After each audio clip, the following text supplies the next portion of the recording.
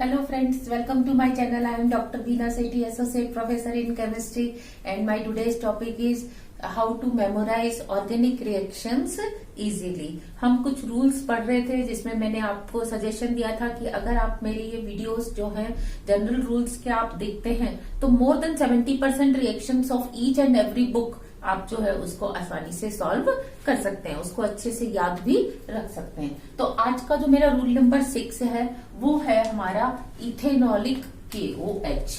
आपको ऐसे लिखा हुआ मिलेगा इथेनॉलिक KOH या आपको लिखा हुआ मिलेगा एल्कोहलिक KOH। एल्कोहलिक को पूरा ना लिख के कई बार वो क्या लिख देते हैं ALC डॉट, फिर इसकी जगह आपको ये भी लिखा हुआ मिल सकता है इथेनॉल।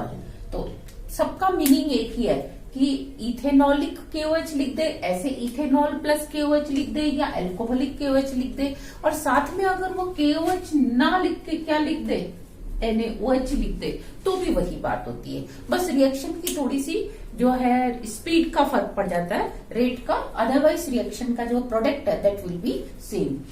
तो हम क्या देखते हैं कि जो एल्कोहलिक KOH है वो किस टाइप से रिएक्शन करता है। ये एक टाइप की डिहाइड्रोहेलोजिनेशन रिएक्शन होती है। डिहाइड्रोहेलोजिनेशन मीन्स हाइड्रोजन भी बाहर जाएगा, हेलोजन भी बाहर जाएगा। तो हम इसको क्या कह सकते हैं, ये कौन सी रिएक्शन होती है, एलिमिनेशन रिएक्शन होती है। इसका मैकेनिज्म हम बाद में देखेंगे कि E1 है कि E2 है कि EI मैकेनिज्म है, लेकिन बस अभी मैं आपको ये बता रही हूँ कि ये एक एलिमिनेशन रिएक्शन है। तो एलिमिनेशन रिएक्शन में क्या होगा, सैचुरेटेड में से एक छोटा सा मॉलिक्यूल निकल के बाहर चला जाएगा और जो प्रोडक्ट है वो क्या होगा, अनसैचुरेटेड बन जाएगा। तो इसमें HX भी बाहर जा सकता है, X की वैल्यू Cl Br I कुछ भी हो सकती है, या आप HCl HBr HI कुछ भी लिख सकते हो। फिर इसमें क्या है, जब एलिमिनेशन होता है तो हेलोजन कहाँ से जाता है, अल्फा कार्बन। अल्फा कार्बन कौन सा होता है, जिस कार्बन पे हेलोजन अटैच्ड है उस कार्बन से क्या जाता है, हेलोजन, और उसका जो नेक्स्ट कार्बन होता है, जैसे अगर कॉर्नर पे है तो उसका नेक्स्ट, लेकिन अगर सेंटर पे है तो वो वाला तो अल्फा हो गया, इसके दोनों तरफ साइड में क्या हो जाएगा, बीटा। हम एग्जांपल में देखेंगे। और अल्फा और बीटा कार्बन के बीच में क्या बन जाता है, या तो डबल या ट्रिपल। अगर सिंगल बॉन्ड है तो डबल हो जाएगा, डबल बॉन्ड है तो ट्रिपल हो जाएगा। और ये केवल उन्हीं कंपाउंड्स पे रिएक्शन होती है जिनके पास क्या होता है, हेलोजन होता है। No halogen no reaction. अगर हेलोजन नहीं है तो रिएक्शन नहीं होगी।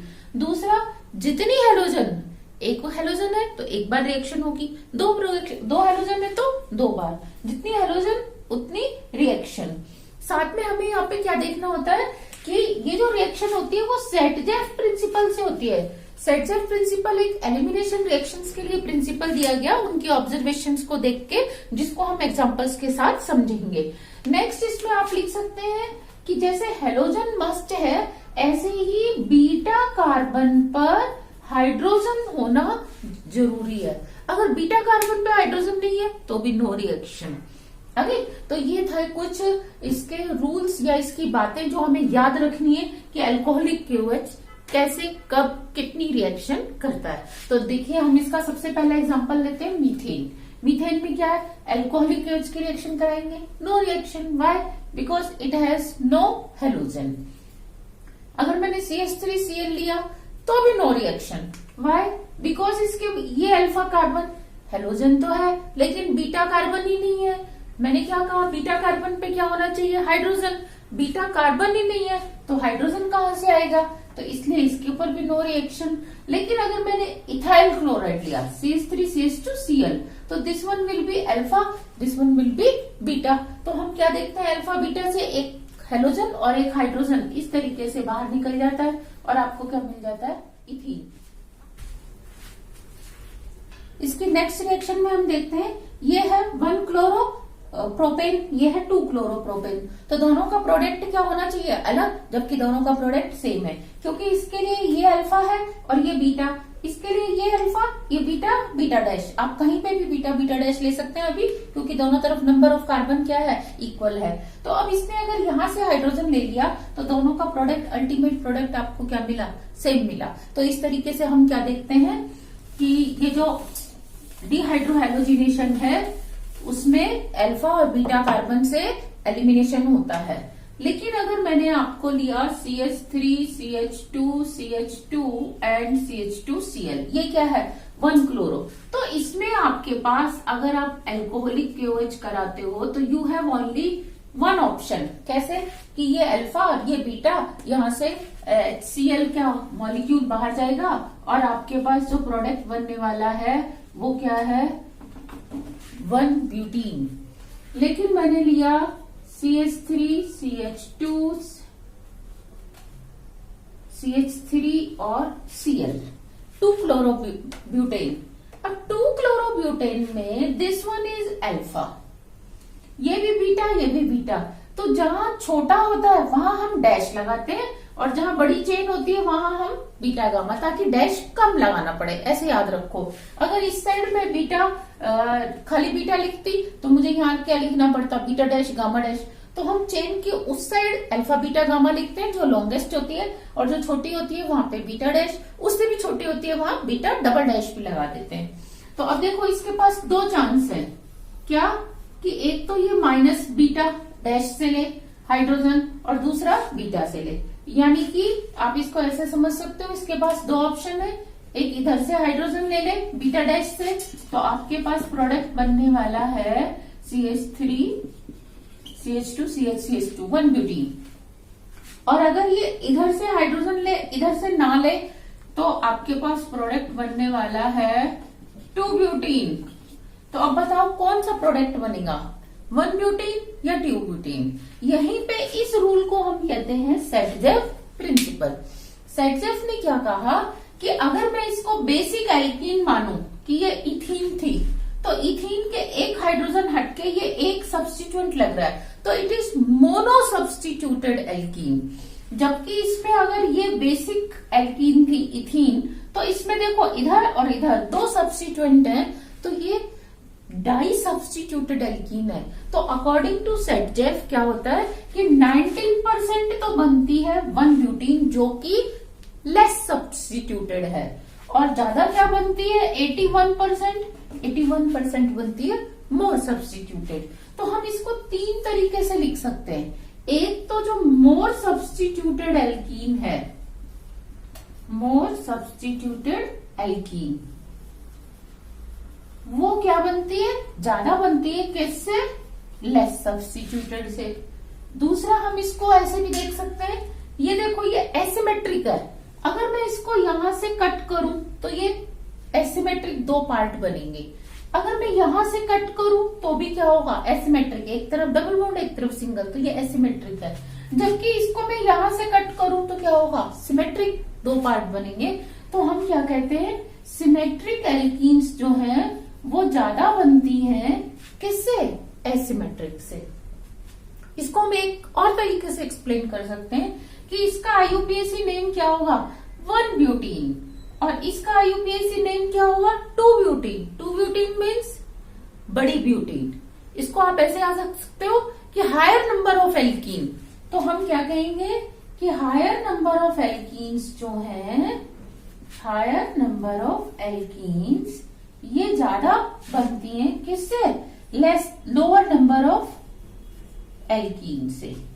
तो हम इन 3 तरीकों से इसको एक्सप्लेन करते हैं, और यही रूल क्या होता है सेटजेफ प्रिंसिपल। ये सेटजेफ प्रिंसिपल का अभी एक ही पार्ट आया है, आगे और एग्जाम्पल में हम देखेंगे कि और कहाँ कहाँ कैसे कैसे सेटजेफ प्रिंसिपल अपना रोल प्ले करता है। यस, इसके नेक्स्ट एग्जाम्पल में हम क्या देखते हैं कि ये क्या है इथाइलिडीन क्लोराइड। अब इसमें ये अल्फा कार्बन और ये का और कौन सा कार्बन है, बीटा कार्बन है। तो यहां से एक Cl और यहां से एक H जाएगा एल्कोहलिक KOH से रिएक्शन कराने पर, तो इसके एलिमिनेशन से आपको क्या मिलने वाला है विनाइल क्लोराइड। अब देखो इसमें क्या दोबारा रिएक्शन हो सकती है, यस, क्योंकि ये क्या है अल्फा और ये क्या है बीटा, तो दोनों कंडीशन पूरी हो रही है कि अल्फा पे हेलोजन भी है, बीटा पे हाइड्रोजन भी है। तो ये एक बार और एलिमिनेशन हो जाएगा और आपको क्या मिलने वाला है एसिटाइलिन।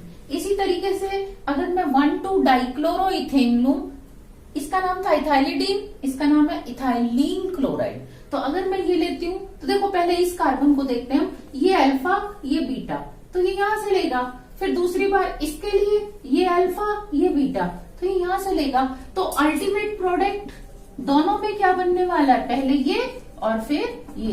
तो आपने क्या देखा कि अगर हम इथाइलिडीन क्लोराइड ले, डाइहेलोजन कंपाउंड है, कौन सा, इसको हम क्या बोलते हैं, जेमिनल डाइहेलाइड्स। तो ये जेमिनल डाइहेलाइड लेने पर भी एसिटाइलिन बन रही है, और अगर हम विसिनल डाइहेलाइड ले रहे हैं तो भी हमें क्या मिल रहा है, ये एसिटाइलिन मिल रही है। तो इस तरीके से वो क्वेश्चन में ट्विस्ट डाल सकता है कि दो जेम डाइहेलाइड्स हैं, उनके डिहाइड्रोहेलोजिनेशन से सेम प्रोडक्ट बन रहा है। तो आपने क्वेश्चन की लैंग्वेज को समझना है और यहाँ अपने इसकी रिएक्टिविटी या एक्टिविटी को देखना है। अब देखो ये कौन सा कंपाउंड है, 3-क्लोरोपेंटेन। अब इसके लिए ये अल्फा और ये दोनों क्या है, बीटा बीटा डैश। तो अब चाहे ये इधर से ले तो भी 2-पेंटेन, और इधर से लेगा एलिमिनेट करेगा तो भी 2-पेंटीन। तो इसमें आपको एक ही प्रोडक्ट मिलने वाला है 2-पेंटीन। लेकिन अगर आपने 2-क्लोरोपेंटेन लिया, देखो अब सेट-जेफ प्रिंसिपल लगेगा। कैसे, यहां से बीटा डैश और ये बीटा, तो क्या होगा, बीटा डैश से अगर ये एलिमिनेट करता है तो आपको प्रोडक्ट मिलने वाला है 1-पेंटीन, CH2 double bond CH CH2 CH2 CH3। लेकिन अगर ये बीटा से ले ले, इस तरीके से एलिमिनेशन करे, तो आपको क्या मिलेगा, ध्यान दो, CH3 CH double bond CH CH2 CH3।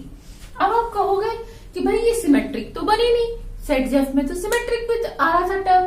नहीं, हमें सिमेट्रिक के अलावा भी मैंने आपको दो और चीजें बताई थी कि एक तो मोर सब्स्टिट्यूटेड, देखो ये मोनो सब्स्टिट्यूटेड है, एल्कीन केवल एक ही सब्स्टिट्यूएंट है, इसमें ये एल्कीन है और देखो इसके दो सब्स्टिट्यूएंट है। या आप नंबर से देखो, ये 1 ब्यूटीन है, ये कौन सा ब्यूटीन, ये 1 पेंटीन है, ये कौन सा पेंटीन है, 2, तो 2 वाला ज्यादा बनेगा, तो ये बनेगा 19%, ये बनेगा 81%, 19 और 81%।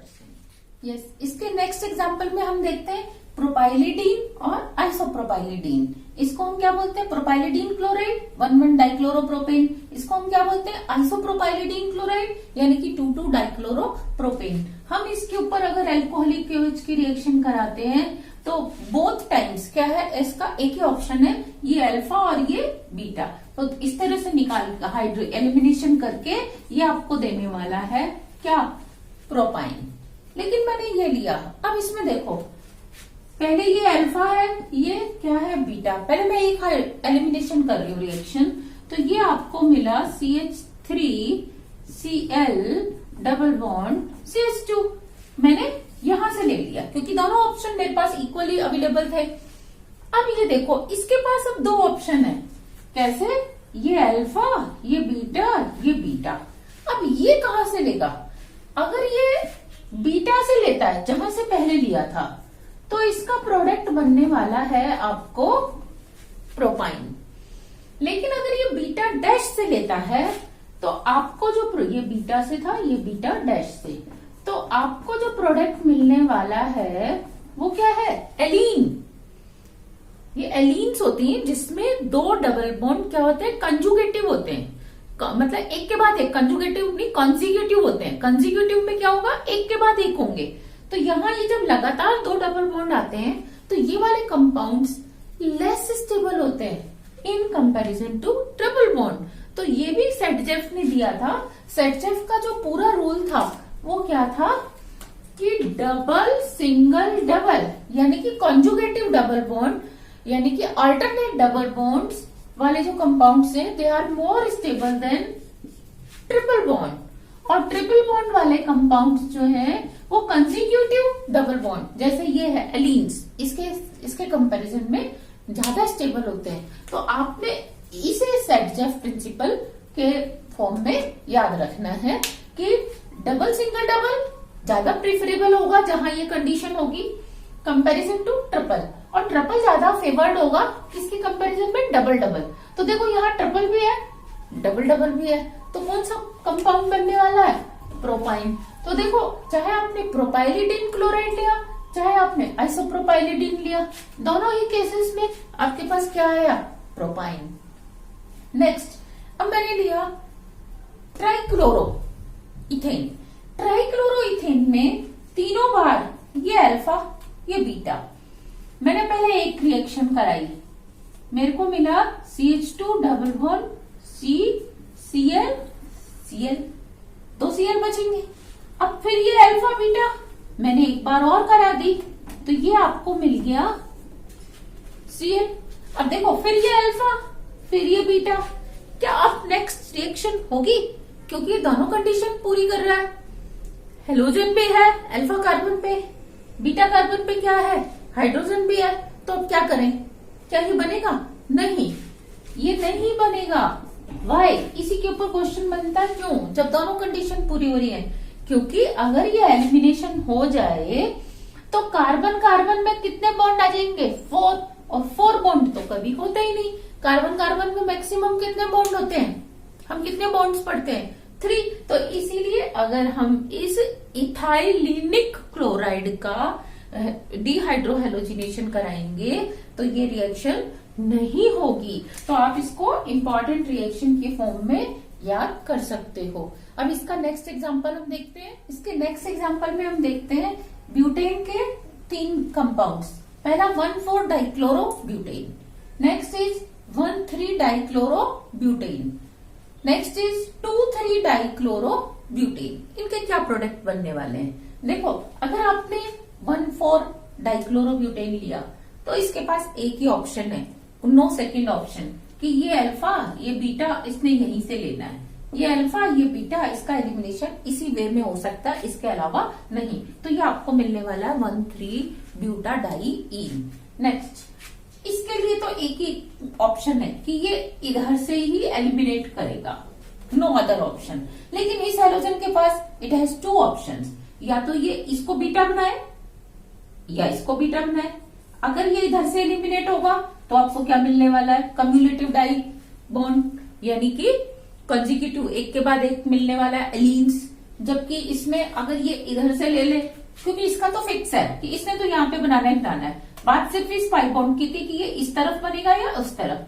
तो अगर ये इस तरफ बनता है तो आप क्या देखते हो, ये अल्टरनेट डबल बॉन्ड है, ये ज्यादा स्टेबल है। तो हम क्या देखेंगे, 1,3 ब्यूटाडाइन की परसेंटेज इसके कंपैरिजन में, एलीन के कंपैरिजन में फार फार फार फार ग्रेटर देन होगी इससे। Next example 2,3 dichloro butane, 2,3 di. अब दोनों के पास 2 ऑप्शन है। देखो, पहले इसका ऑप्शन देखते हैं हम। इसका एक ऑप्शन ये है, एक ऑप्शन ये है। अब हम इसका ऑप्शन देखते हैं। इसका एक ऑप्शन ये है और एक ऑप्शन ये है। अब क्या हो, पहले हम दोनों का क्या करते हैं, बाहर वाला ऑप्शन, इसका ये और इसका ये ऑप्शन हम ले रहे हैं, इसको इसके साथ और इसको इसके साथ। तो देखो क्या बनने वाला है, 1,3 ब्यूटाडाइईन। नेक्स्ट मैंने क्या किया, दोनों का एक साइड ले लिया, या तो राइट साइड ले लिया दोनों का या दोनों का लेफ्ट। मैंने इसका भी राइट लिया और इसका भी मैंने क्या ले लिया, राइट साइड। तो देखो ये Cl HCl बाहर, ये HCl आउट होगा। तो अब आप देखो क्या बनने वाला है, ये यानी कि एलीन्स। लेकिन अगर मैं ऐसे लूं, एक का राइट और एक का लेफ्ट, यानी कि इसका ये ले लूं, एक का राइट है और एक का लेफ्ट है, तो हम क्या देख रहे हैं, क्या बन रहा है, ट्रिपल बॉन्ड। तो अब आप बताओ, यहाँ पे आपने सेटजेफ प्रिंसिपल पूरा पढ़ लिया है, तो अब आप ये बताओ कि तीनों में से कौन सा कंपाउंड ज्यादा बनने वाला है? सबसे ज्यादा बनेगा 1,3 ब्यूटाडाइन, इसके बाद कौन सा बनेगा 2 ब्यूटाइन, और इसके बाद कौन सा बनेगा ये। तो अब उसने आपसे क्वेश्चन दिया कि आई हैव 1 डाइहैलाइड, ये डाइहैलाइड है, डाइहेलोब्यूटेन है, इसमें 3 आइसोमर्स हैं। एक आइसोमर के डिहाइड्रोहेलोजिनेशन से मुझे केवल एक ही डाइएल्कीन बनती है, जबकि दूसरे से मेरे को 2 डाइएल्कीन मिलती हैं, तीसरे से मुझे 3 मिलती हैं। तो बताओ which one is A, which one is B, which one is C. तो now you can solve this question. तो इस तरीके से हम क्या देखते हैं, डिहाइड्रोहेलोजिनेशन जो है कौन कौन से चैप्टर में आ सकता है। आपके पास ये अल्काइल हैलाइड के चैप्टर में, डाइहैलाइड्स के चैप्टर में, ट्राइहैलाइड्स के चैप्टर में, या एल्कीन्स के चैप्टर में, क्योंकि इनकी मेथड ऑफ प्रिपरेशन है, एल्काइंस के चैप्टर में, डाइईन्स के चैप्टर में, एलीन्स के चैप्टर में, एल्काइंस के चैप्टर में। तो इस तरह से ये जो रूल्स हैं, ये इनकी practical utility slowly slowly you will understand. जैसे जैसे आप रूल्स को आगे पढ़ते जाएंगे और पीछे वालों का रिवीजन करते जाएंगे, तो आप देखेंगे कि इनकी हेल्प से हम हर चैप्टर की कितनी सारी रिएक्शंस को सॉल्व करते जा रहे हैं। डिहाइड्रोहेलोजिनेशन के नेक्स्ट एग्जाम्पल में हम देखते हैं कि 1,1,2 ट्राइक्लोरोइथेन। अब इसमें क्या होगा कि ये दोनों हेलोजन के लिए ये अल्फा और ये क्या है बीटा, इनके पास सुटेबल अमाउंट में नंबर ऑफ हाइड्रोजन है पीछे, ये दोनों H और दोनों Cl बाहर निकल जाएंगे और आपके पास मिल जाएगा ये Cl, क्योंकि दोनों हाइड्रोजन तो एलिमिनेट हो गए, और ये ट्रिपल बॉन्ड CH। अब आपको क्या है, एक बार और रिएक्शन करानी है, तो क्या एक बार और रिएक्शन हो सकती है? कंडीशन तो फुलफिल हो रही है क्या, कि ये अल्फा बीटा इसके पास हेलोजन और इसके पास हाइड्रोजन है। लेकिन फिर वही बात कि कार्बन कार्बन में कभी भी 4 बॉन्ड नहीं होते, तो हम ये वाला प्रोडक्ट नहीं बना सकते। तो इस तरीके से हम देखते हैं कि इसकी ये लिमिटेशन है कि कई बार हमारे पास अवेलेबल है फिर भी रिएक्शन नहीं हो रही। आपने लिया एरोमेटिक कंपाउंड, इसमें आप क्या देख रहे हो, 2 पे क्लोरो है, ये 1 2 क्लोरो, और आपने लिया 2 क्लोरो 1 फिनाइल इथेन, इसमें ये अल्फा और ये बीटा, तो कंडीशन पूरी हो रही है और आपके मिलने वाला है प्रोडक्ट स्टाइरीन। क्या मिल गया आपको? स्टाइरीन। लेकिन अगर आपने 1 क्लोरो 1 फिनाइल और इथेन लिया, तो अब देखो ये अल्फा और ये बीटा, ये इधर से ही लेगा, इसके यहाँ पे कोई हाइड्रोजन नहीं है, तो इसीलिए ये आपको अगेन क्या मिल जाएगा, स्टाइरीन। अगर मैं इसमें क्या करूं, यहाँ पे मैं प्रोडक्ट रिएक्टेंट लूं आपका इस तरीके से, CH2Cl, क्या इसमें रिएक्शन होगी? ये अल्फा कार्बन है लेकिन बीटा कार्बन के पास हाइड्रोजन नहीं है, तो इसकी रिएक्शन नहीं होगी। नेक्स्ट मैंने क्या लिया, CH3 CCH3 CH3 और ये CH2Cl, तो आप क्या देख रहे हो, ये क्या है, नियोपेंटाइल क्लोराइड, इसको मैं इस तरीके से भी लिख सकती थी, ये नियोपेंटेन और इसका ये Cl। अब नियोपेंटाइल क्लोराइड के ऊपर हेलोजन तो है लेकिन बीटा कार्बन पे हाइड्रोजन नहीं है, तो ऐसे केसेस में no reaction. Okay, thank you.